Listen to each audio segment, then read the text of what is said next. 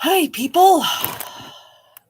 Sorry if the quality isn't as good as it normally is. I am on my laptop. So, yeah. Sorry for the way I look. I just got up about 2 hours ago. Hadn't had a chance to brush my hair yet. I know you guys will be like, oh, no, you look fine, girl. Okay, so. Topic. Jodi Hildebrandt.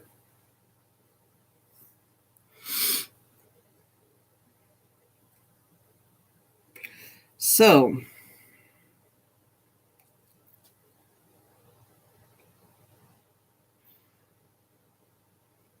we get pulled up the information here.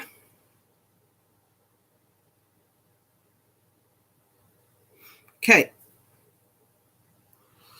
I had to screenshot this because I didn't know if I could find it again. So bear with me here.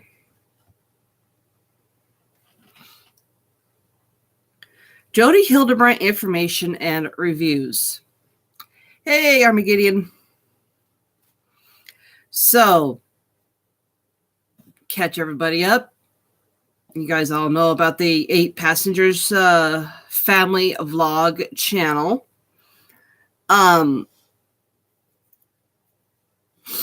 They were arrested last month, at the end of last month, Jodi and Ruby.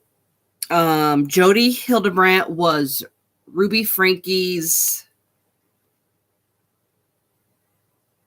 Okay, Jodi Hildebrandt was Ruby Frankie's therapist along with her husband. And yeah, I'm glad they were finally arrested because, oh my God, what she did to her kids. Oh my God. And I'm not saying all family vlog channels are bad because I watch a couple of them that aren't bad. I mean, yeah, they show their kids, but they're not. The ones that I watch aren't doing it because they have kids. They have kids just makes it the icing on the cake. They just love to vlog about what they do in their day-to-day lives. The kids are just an added bonus. So, but anyway, 8 Passengers. Okay, here's the newest information on Jodi Hildebrandt. And just to remind you guys, Jodi Hildebrandt is backed by the Mormon Church. Yes, the better ones do. You're right. They do exploit their children to no end. But Jodi Hildebrandt. Okay. Jodi Hildebrandt is an author, life coach, and the founder and creator of Connections Classroom based in Orem, Utah. I don't like Mormons. Okay. Brigham Young is not one of my top 100 favorite people. So the curriculum is strongly based on her 5 years of experience working at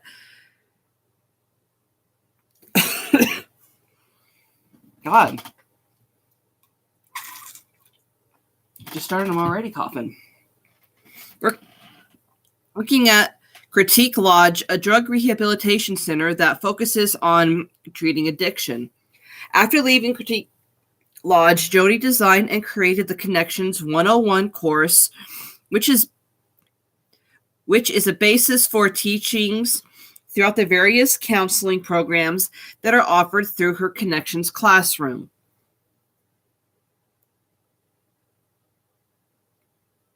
Yeah, okay. Another thing that I learned about Jodi, she is estranged from her 2 children, and she is divorced. So she has the right to tell people how to run their marriage and how to raise their kids. How does she have the right to, marriage counseling? I don't know. Read reviews about Connections classrooms as well as information regarding her license being Hold on.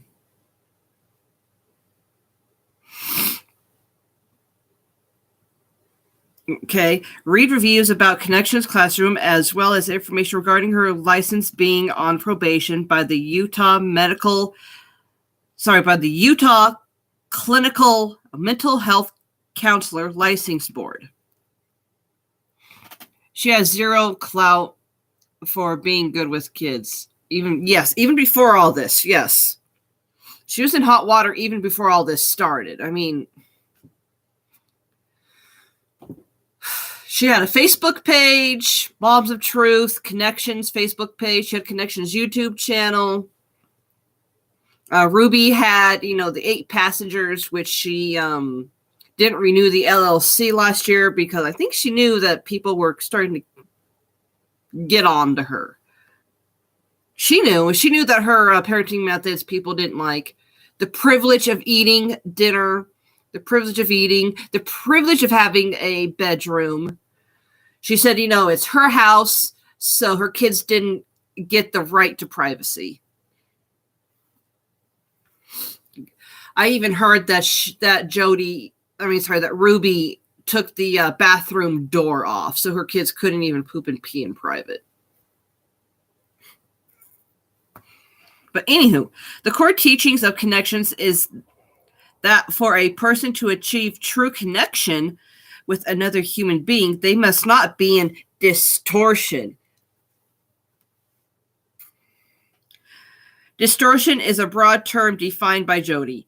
By taking her course, people learn they are in distortion by the following. Being addicted. Okay?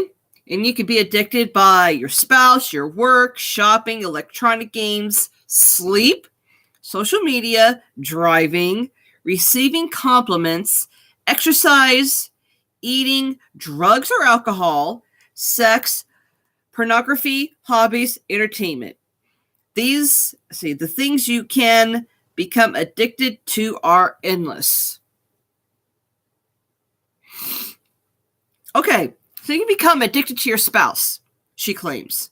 You become addicted to work, to shopping, electronic games, everything I just listed. I didn't know one could be addicted to their spouse, to their husband or wife.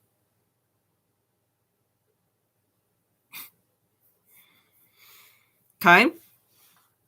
Living in shame and denial, knowing you are not enough, being codependent on your relationships. Yeah, she could be too clingy, yeah. Living in lust, being sexually attracted to your spouse. Aren't you supposed to be sexually attracted to your partner? Aren't you? I mean, I thought that was what being married was all about. Was like, I'm lusting after my husband. Ooh, I didn't even think that was I know lust is a sin in the Bible, but God wants us to reproduce, to have offspring. So I'm thinking that everything that she's saying, being in distortion, she's taking from her own life because she's not married anymore and her kids don't like her. Take that as a big red flag, people.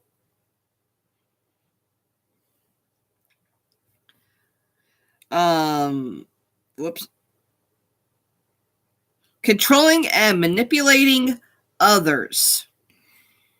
Yeah, I would say that's a red flag no matter what. You're not really in distortion. If you're in a controlling and manipulating relationship, or if you yourself are controlling and manipulating others, you do need to seek some help.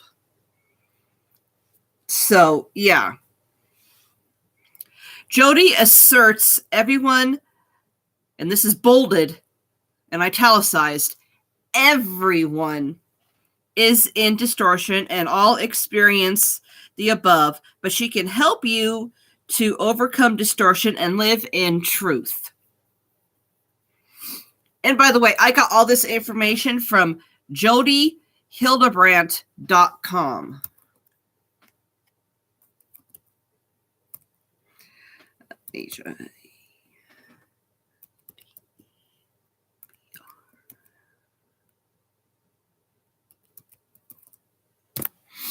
Yeah, there you go.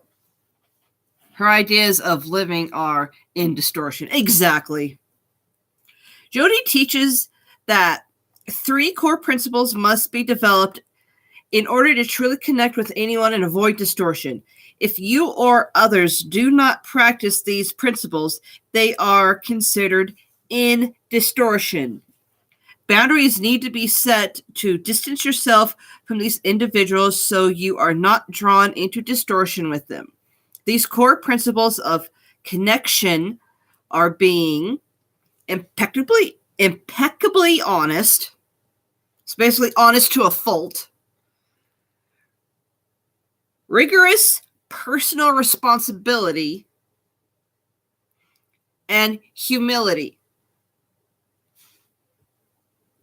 She equates these principles of being impeccably honest, rigorously responsibility, and humility to absolute truths when connecting with others, comparing them natural phenomenon such as gravity.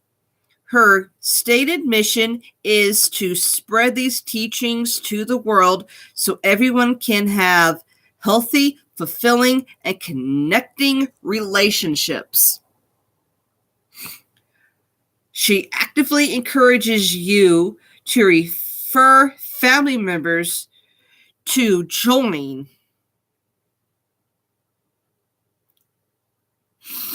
her program so they too can experience true connection. If they do not learn these new truths from her, they will never truly be able to connect with you or others.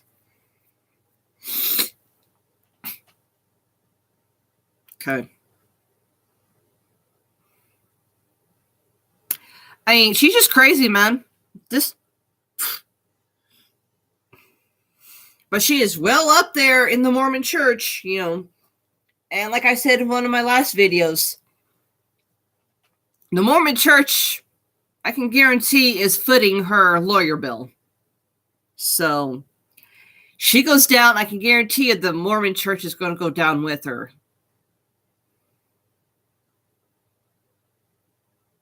Like, what is this doctrine? It's a information on Jodi Hildebrandt's website.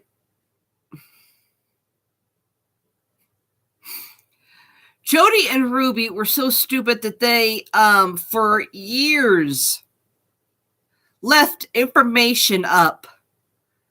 They were basically, you know, digging their own graves since day one. So these principles are reinforced each week by requiring class members to call other students when feel they are in distortion. The men call the men, the women call the women. How'd they get away with this for so long?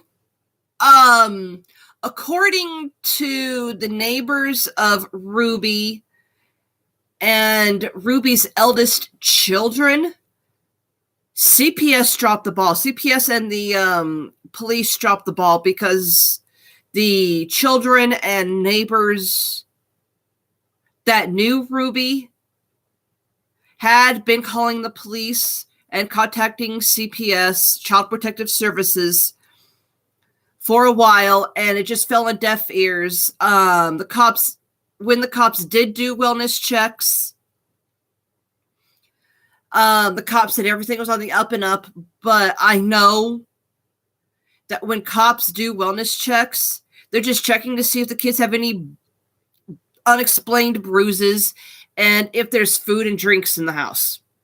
And if the house is basically, I wouldn't say 100% clean, but that there's no clutter or anything like that. So, yeah. Each week in class, students are asked publicly account for the number of phone calls they made that week. Even though shame is discussed at length in the course, this is not considered public shaming. Though people are sold on the promise of enduring and deeper connection in their relationships, unfortunately, what they often actually experience is deeper loneliness and isolation from those they love. Ya think? The person actively trying to implement Jodi's teachings often have diminished emotional intelligence and confusion over loved ones' responses. Jodi implies her teachings are absolute and are the only way to true happiness in relationships. No. How did that work out for your relationship, Jodi? And for your children, for your marriage? How did that work out? Instead of learning skills to solve problems through positive and healthy communication with others, they are instead required to reach out to the untrained and unlicensed individuals in their class on several weekly phone calls.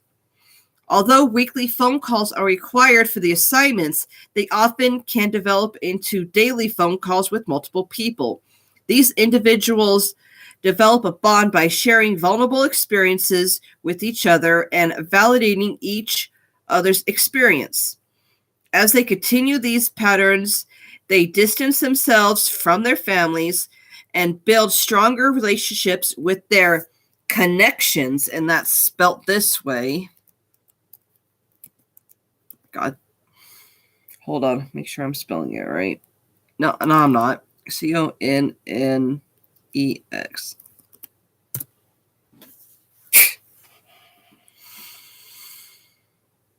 With their connections, family.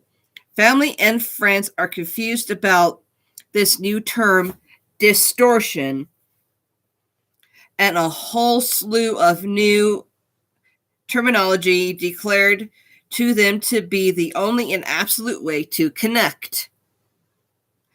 They are then encouraged to attend classes so they too can learn how to not be in distortion. If their family or friends ask questions or raise concerns about the teachings, the students often immediately make a phone call to their connection support group so as to not be drawn in distortion with their family and friends. They then confirm and reinforce Jodi's teachings of one kind of relationship which allows only her teachings and none else.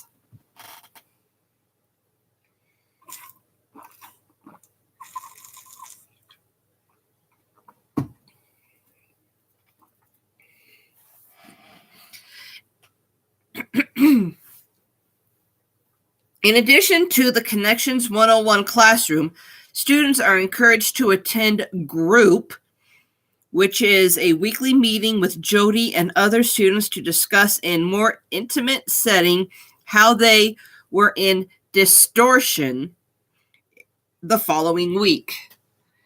So adopt her methods or perish. Exactly. They are encouraged to call people in their group when they find themselves in distortion during that week. The revenue from these group and connections classes is estimated to be about $30,000 a month. And you guys, I don't know if you guys have seen the house where they found the children. Yeah, I wish I made $30,000 a month. Oh my freaking God. I've been doing the wrong job.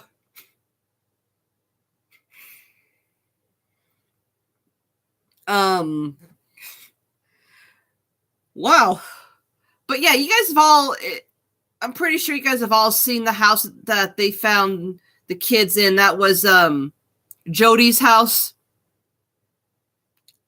Nice fucking ass house, I should say. Yes, I say Ruby's house and Jodi's houses, okay? If you could say anything good about those two, is that they had good taste in houses. And they knew how to decorate. The only two good things I could say about those two. They knew how to decorate, so they should have went into interior design is what they should have done instead of starting these YouTube channels. They should have just went into interior design, and they could have made just as much money, if not more. But that's like the only good things I can say about those two people.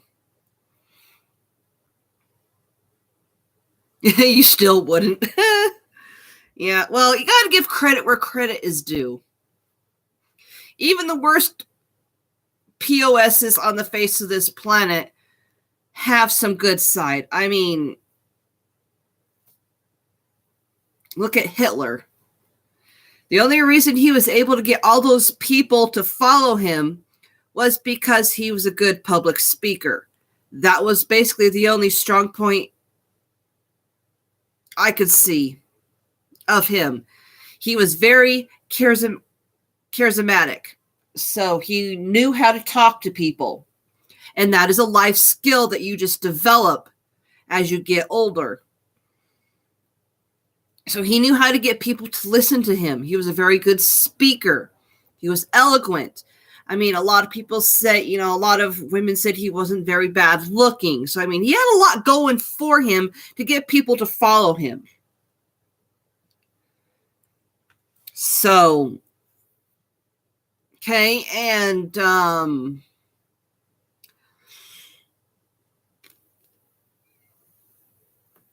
so yeah, I mean, if you just look at the bad people of the world, they do have reasons as to why people follow them. And most of the time it's because they know how to speak to people. And you got to give credit where credit is deserved. And apparently, I mean, even though Jodi's ideas were out there, just way, way, way out there, she knew how to talk to people. And so did Ruby.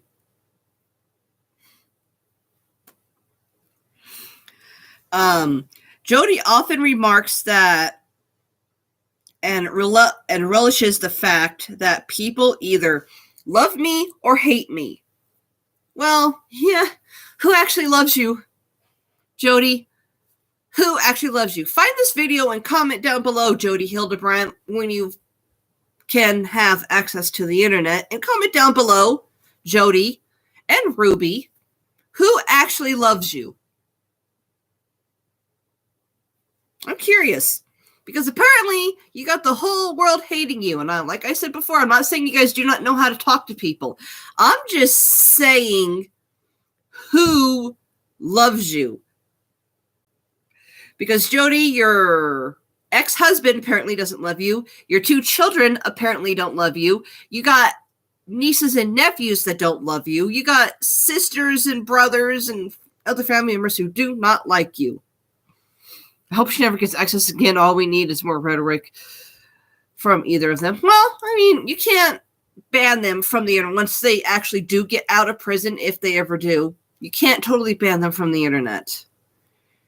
Because it's so mainstream these days, and a lot of people need it for their jobs. Like, right now, my mom is so grateful that she can work remotely because she is taking care of her mother, who just got out of a rehabilitation place because my grandmother fell and broke her hip. So, yeah. Students she has convinced that her way to connecting relationships is the one and true way love her. Seriously?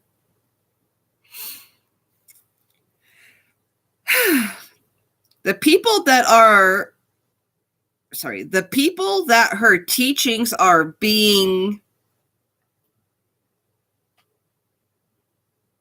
I just lost my... Okay.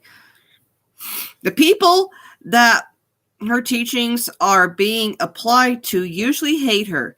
They told her they are emotionally and verbally abusive, an addict of all kinds of things, codependent in the relationships, in distortion, not humble, not impeccably honest, and not rigorously responsibility.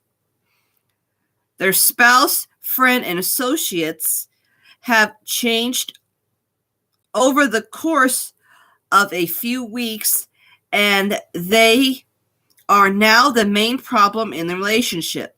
Unless they change and learn these new skills from Jodi, they will be cut off in the relationship. New physical and emotional boundaries will be put in place every time they or their support group deem you are in distortion.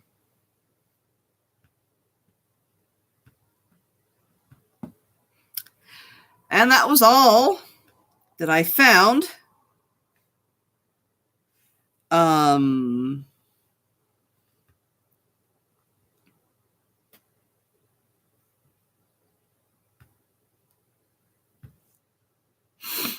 Just looking at some of my pictures here on Facebook.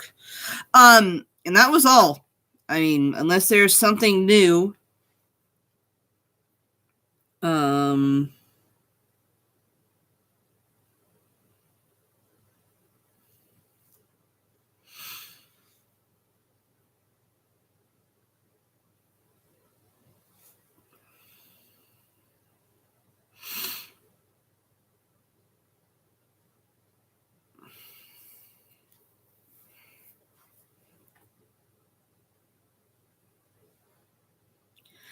Let's see.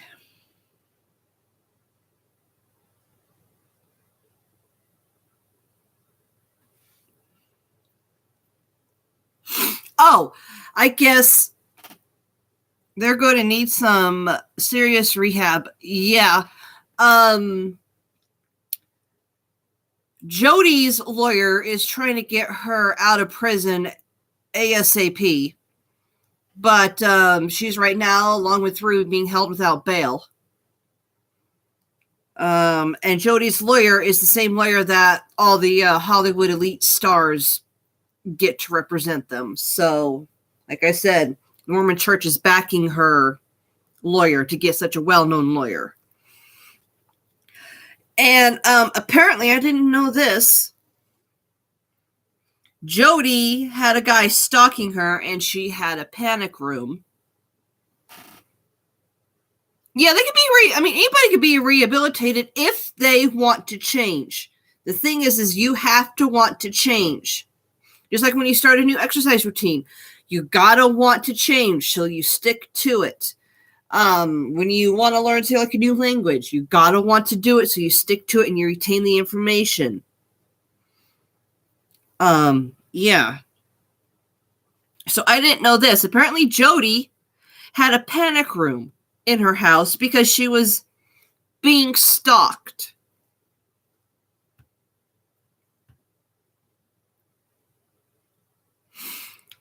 This is from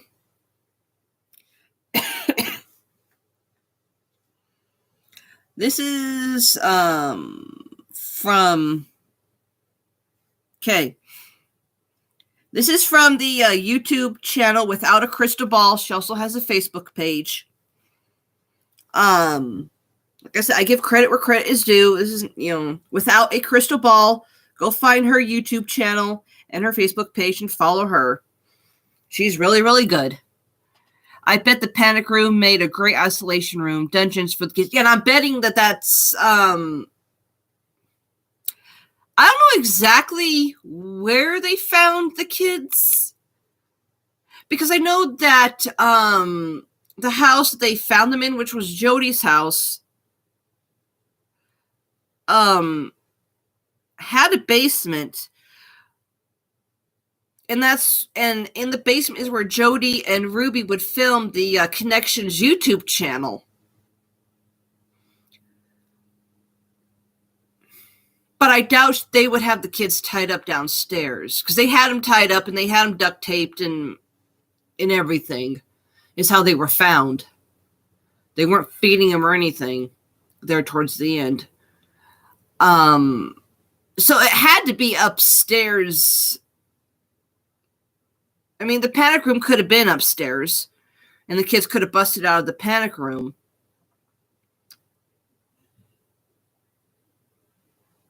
But yeah, I mean, I'd have to see the layout of the house. I'd have to see the layout of the house in order to, in order to picture where this panic room was. Because I doubt the panic room was in the basement. But without a crystal ball, this story is wild. This man is the reason Jodi Hildebrandt was placed on probation for her mental health counseling license. He was a whistleblower for the Boy Scouts and won a judgment against them for abuse. The LDS Church told him to seek counseling with Jodi due to the stress the case put on his family. Jodi then told the church he was an abuser. He was arrested and charged with crimes, only for police to find out that she lied about all of it. Her license was placed on probation for sharing confidential information with the LDS leaders about him. And then it gives, the guy posted to Facebook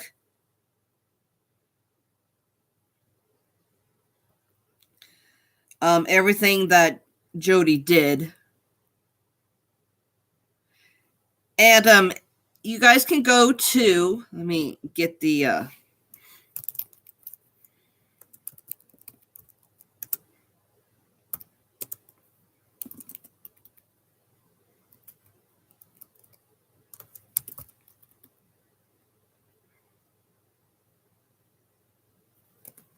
God, I do not have my glasses on. Maybe I should go get them on. That is the Facebook page that I am following to get information.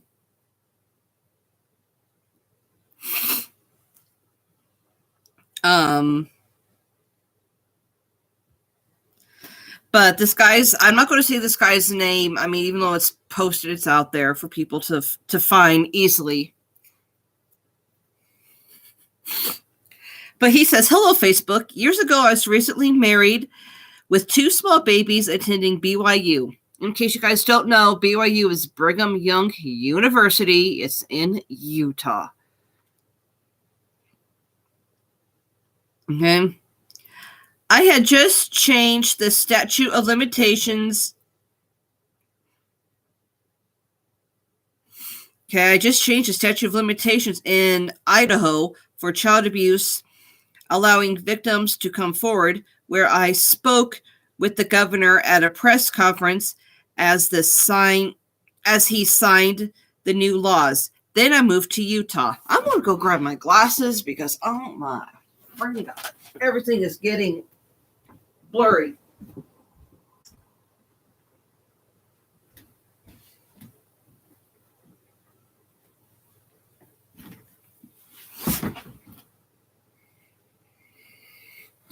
Better. I moved to the married housing and joined a married ward at White Mount Terrace, the same apartments I was born in. I was a pre-med student and the international relations student at the honors program, finishing my junior year. Then catastrophe struck. Looking good, thanks.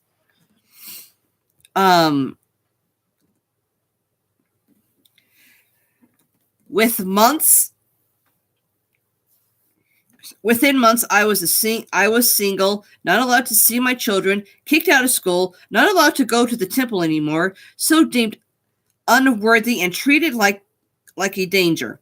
At one point, I was arrested and in jail for 14 days for a felon with 4 felony charges against me. My court fees were above $200,000. Almost all in the civil divorce court. I was ordered to take lie detector tests and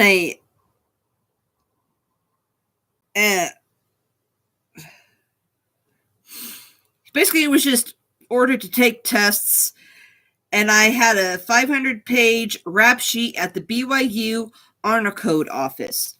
Yeah, pretty much I was treated like a predator of children, of women, and of men. But the only problem was this isn't how people are in real life, and there are no victims. There was no crime or intention for one. I had crossed paths with the wrong people. Okay.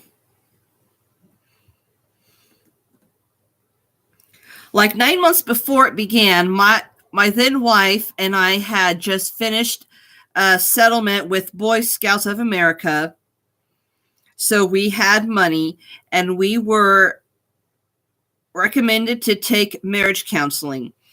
That court case, while going to school and taking care of a baby, was stressful on our marriage. So my bishop told me to go to Jodi Hildebrandt. My then wife and I did. That was the single most destructive decision I had made in my life. I had no idea at the time that this charismatic lady was actually capable of. And second, I didn't understand what some high-up church leaders who had been watching me closely as a whistleblower were capable of to hide the truth a whistleblower could bring out in Utah with laws that could have helped victims come forward.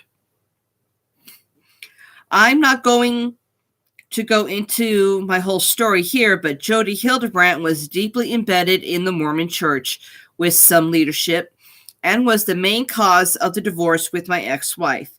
She went illegally around spreading false information to my bishop, to the BYU honor code office, and my civil divorce proceedings about me, and to many more. She had secret meetings with high-up Mormon leaders who suppressed the child abuse in the BSA in southeast Idaho. The charismatic lady basically convinced many people that I was super dangerous in response to me refusing the $2,000 a month counseling and asking questions to therapy group sessions that increasingly broke the cult. She totally violated the doctor-patient privacy rules and simultaneously started having a completely inappropriate relationship with my ex-wife. And she took huge amounts of money from us. So toxic, yes. And like I said in my last video, Jodi will always side with the females. She'll always be on the female side. So sorry, man, if you go to her, if you went to her, yeah, you're basically, before you even pick up the phone to make the appointment, you're going to lose. Very, very, very, very sexist, I would say. And very, very toxic. DOPL changed her from having a dual... Come on. Okay, DOPL changed her for having... DOPL charged her for having a dual relationship with my ex-wife, but it was too late. The damage was done. When my attorneys subpoenaed her, she had no records as a therapist, and that I was dangerous. So all the lies she made up about me as patient didn't only break privacy, but were unprofessional. He needs to learn how to proofread. I'm not touching that with the 10. Yeah. Yeah, no. I agree, Armageddon. Not touching that. Today, at like 5 a.m., I woke up and read the news. I was shocked and can't tell you the flood of emotions I've had today, seeing that this woman has been arrested for aggravated child abuse, along with Ruby Frankie from 8 Passengers. I never got vindication for the damage and abuse this woman did in my life. I just had to learn how to move on.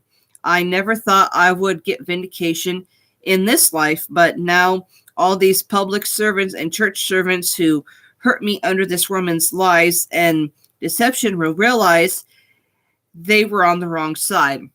He is only hoping. I can guarantee you that. He is only hoping.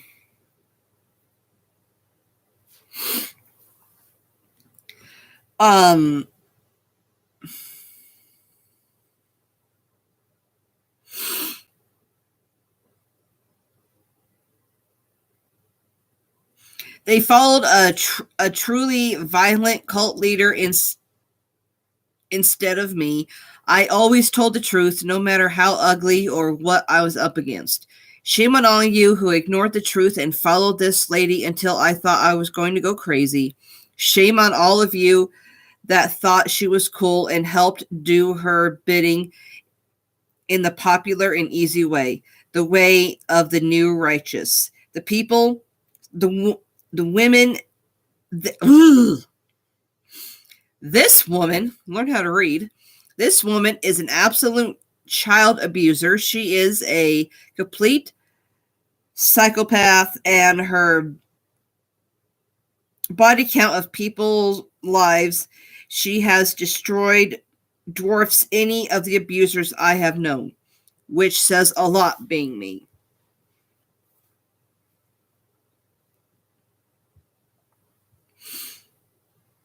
This woman is... Oh, hold on. Sorry. I pray to God that the good people of this land will be capable of holding her accountable and put her behind bars for a long time where she belongs. All Jodi Hildebrandt cares about is money and power, and the irony that her, the cult master of teaching boundaries no matter what, would cross those boundaries to teach her boundaries.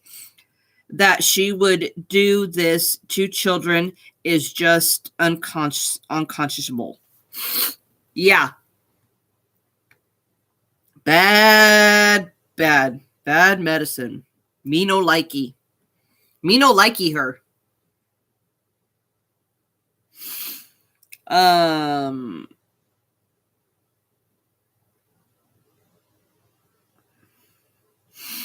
There are YouTube videos up. Like I said, all you have to do is look up either Jodi Hildebrandt or Ruby Frankie,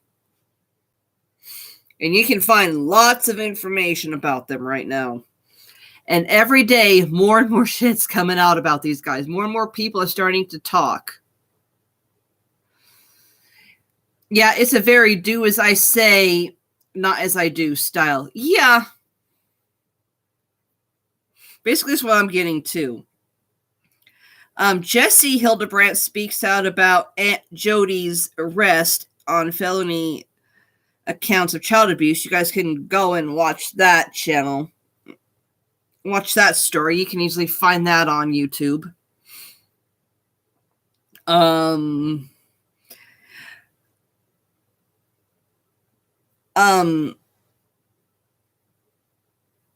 Ruby was placed in the medical wing. We don't know why.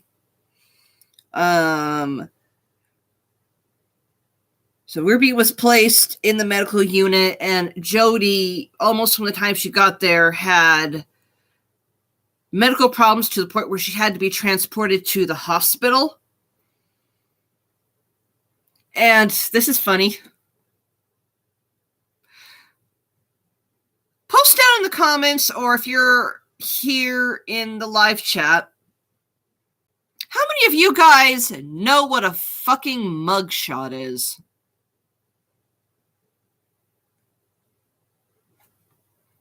I know what a mugshot is.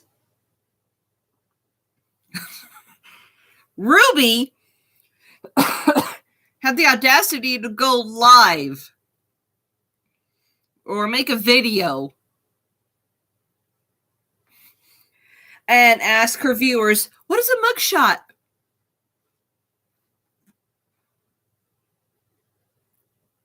Right before she was arrested. Or after, or after she had been arrested or something. I don't know how she got access to be online. But she did ask her viewers, what is a mugshot?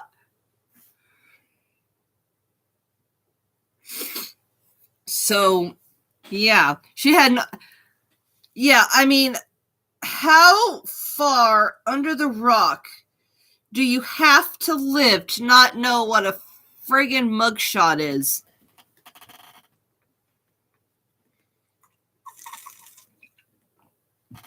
And I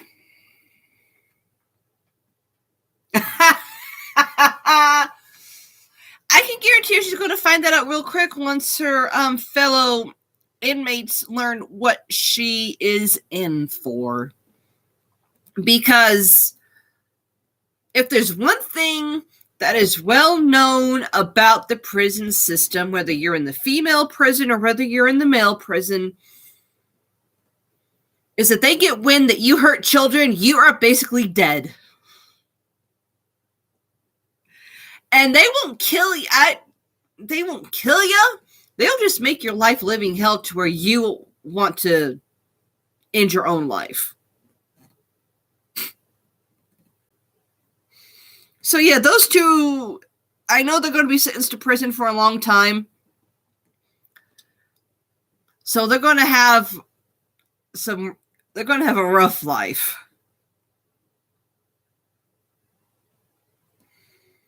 From citizen high to citizen low, that's where they're going.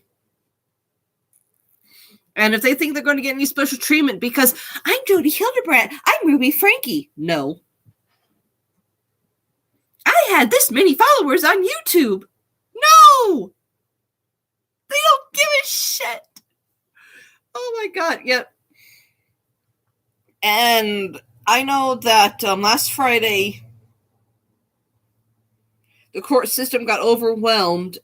The live streams got overwhelmed. That they had to basically, postpone the court proceedings by half an hour. So I can guarantee you that on the 21st, which is that next Thursday? Yeah, that's next Thursday, a week from today. A week from today, when they go back to court, again, they're going to live stream it again. I can guarantee you that. And they'll be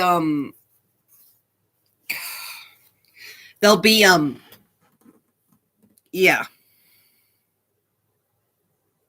We won't be able to watch it. If anything, it'll draw negative attention to them. Yes, it will draw negative attention to them. Let's see.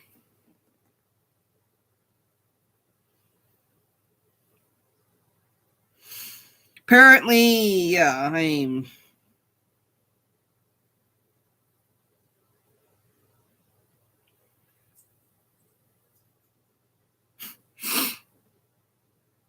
I have life-threatening milk condition, so take me to the hospital.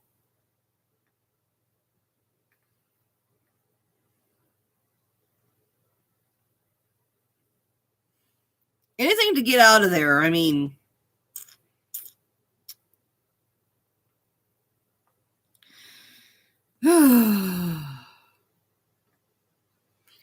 anything to get out of there. I can guarantee you that. And what Ruby accused her kids of, too. I mean, she's just grasping at straws right now. So it is, I mean, yeah, they'll pull any straws. She accused her youngest, when he was 3, of watching pornography, I don't know if this is the same one, but she accused one of them of sexually molesting neighborhood kids and their siblings. And if you knew this was going on, if it was actually a thing, why didn't you contact authorities? So she's just digging herself a grave, because if she knew that kind of BS was going on, then she should have called the cops. But wait, Jodi might not have told him to call the cops. So, yeah. They're in distortion.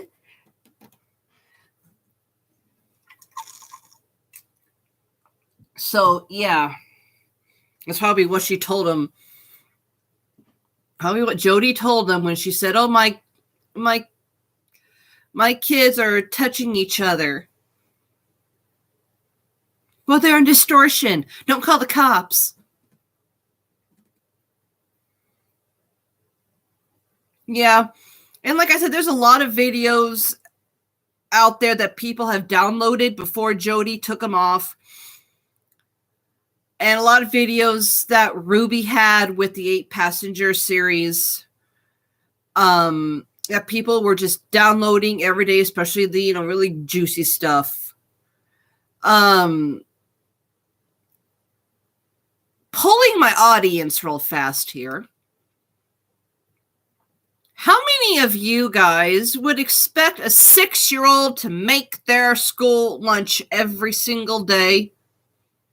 And remember to take it every day. Not me. I had to make my kids' school lunch. Yeah, no.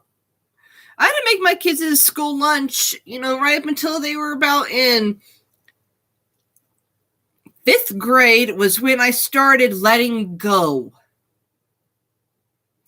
Was when I started expecting my kids, when they all reached 5th grade, to make their school lunch.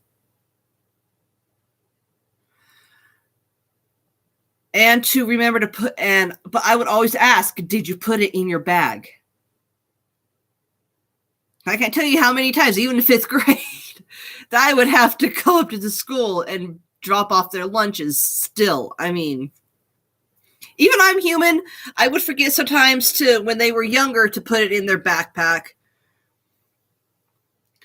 But also, I had also put money in their school lunch account so that on days where they wanted the school lunch or where they did forget their lunch, they could easily get lunch. They always had access to hot lunch. We always made sure there was money in their school account to get hot lunch too. So, yeah. So, I mean, I'm human. My husband's human. My kids are human. People forget, especially with the day-to-day busyness of, at the time I had 4 kids. So, try to remember if all 4 kids walked out the door with their lunches. You see how sometimes, oh yeah, I remember that so-and-so picked up their lunch. You get home and it's there. It's like, oh, I must have been thinking about the other kid. So I'd have to, after I dropped him off at school, I'd have to take it back. Or I would just call the school and say, hey, so-and-so forgot their lunch, and I know they have money in their account. They can just have hot lunch today. So, yeah. But I would always call the school. I mean,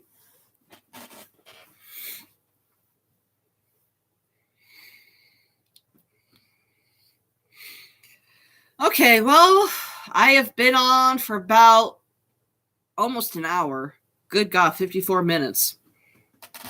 So, yeah, because I'm responsible. Yeah, I'm not going to tell the school, hey, let my kids starve. But now that I have 2 out of high school and 1 left in high school, yes, notice how I said 3 at that time. I'm not going to tell you what happened to my 4th. If you want to know, that video is out there under one of my other YouTube channels. Excuse me. So I have one left in school. She's a junior. If she makes her lunch and forgets it, that's on her now. Even the school will say, well, that's on you. You're old enough to know to bring your school lunch, or to at least tell your mom to put money in your lunch account. So they will back me up and saying, no, you can wait till you get home. Because there is a line where even the school will say, you are plenty old enough to know to pack your lunch every day, to put it in your lunch bag, put it in your backpack, to make sure you have money in your account. And for the school my kids go to, that's about middle school, junior high, whatever you guys call it, in whatever state you happen to live in. I don't know, Armageddon, you about Canada, what is considered junior high and middle school for you guys. For us, it's roughly the age of 13 is middle school. So yeah, for me and the school, we came to the agreement that by the time all my kids enter junior high, they should know to. You never went to junior high or middle school. Lucky you. Well,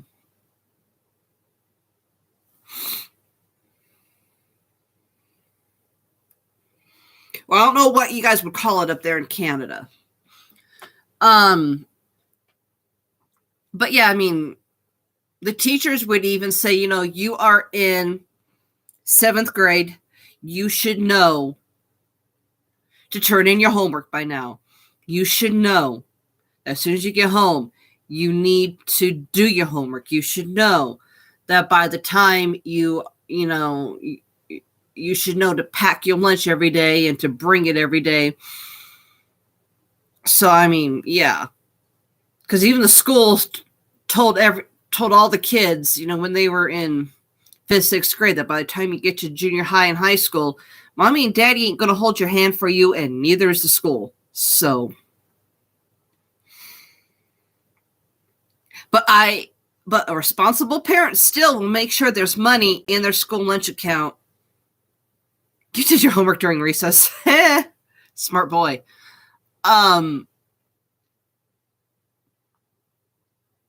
Yeah, so I mean, I always check to make sure that there was money in the kids' school lunch account to get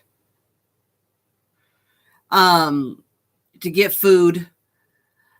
By the time my eldest was in middle school, they had this thing where it was called a family lunch account.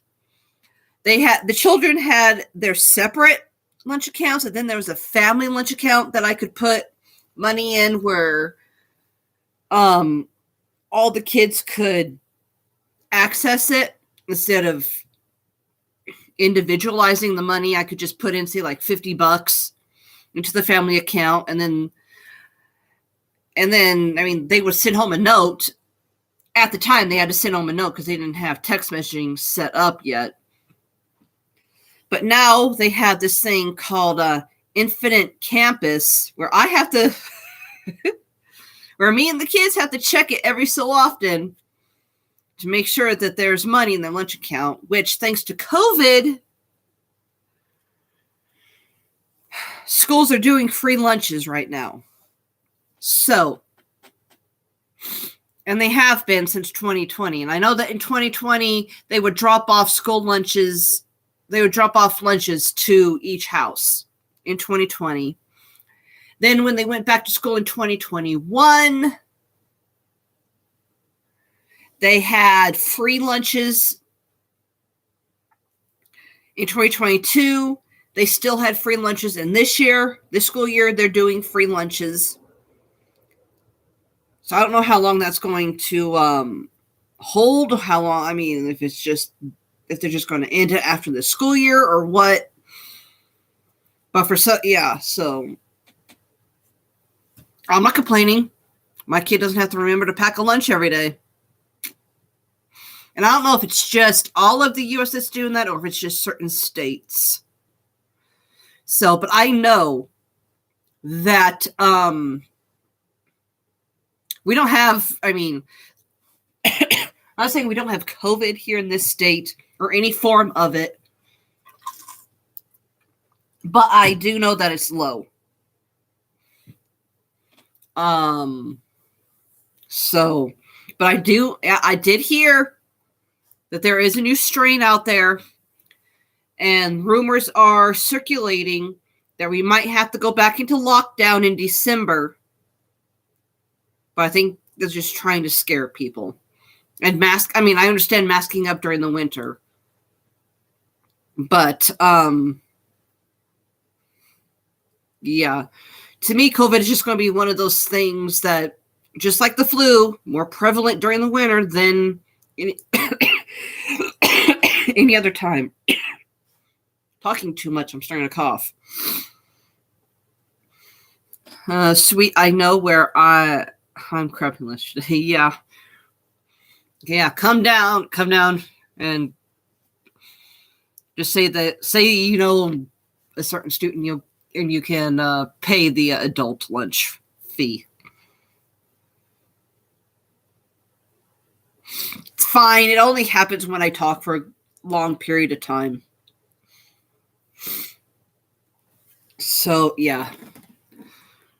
And seeing as I've been talking for an hour straight, I think I need to get off, wet my whistle. I need to get some breakfast. I'm starting to get hungry. So, I'm not drinking.